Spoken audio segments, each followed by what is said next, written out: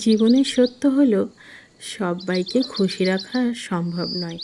সবাইকে খুশি করার জন্য জীবনটা নষ্ট না করে নিজের স্বপ্নগুলো পূরণের দিকে এগিয়ে যাও।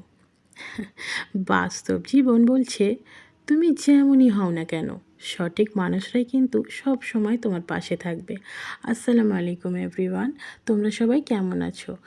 আশা করছি তোমরা সবাই খুব ভালো আছো। আলহামদুলিল্লাহ, আমিও কিন্তু ভালো আছি। তো আজকের ব্লগটা শুরু করছি সকালের নাস্তাতেই।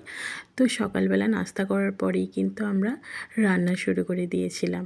আজকে একটু ইচ্ছা হলো খিচুড়ি খাবার।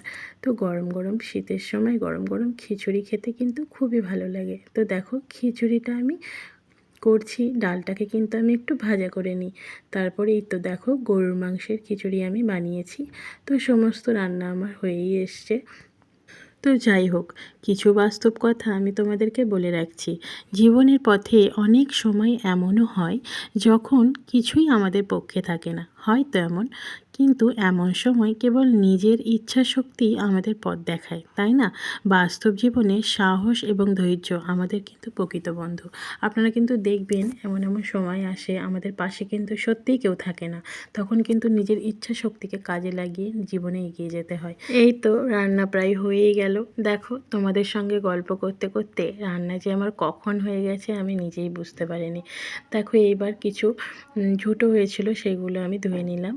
তো সব কিছুটা ওয়াশ করে নেবার পর কিন্তু আমি তারপরে কিন্তু আমাদের গোসল করে নিয়ে আমাদের কিন্তু লাঞ্চের টাইম প্রায় হয়েই এসেছে। এবার আমরা সবাই কিন্তু ফ্রেশ হয়ে নেব। ফ্রেশ হবার পরেই কিন্তু দুপুরে খাবার সময় হয়ে যাবে। আজকের মেনুতে আমাদের কিন্তু হয়েছিল, দেখো আজকে আমি দুপুরের লাঞ্চটা তোমাদের সঙ্গে শেয়ার করছি। দেখো গরম গরম খিচুড়ি, খুব সুস্বাদু হয়েছিল খিচুড়িটা, খুব সুন্দর গরুর মাংস দিয়ে বানিয়েছিলাম।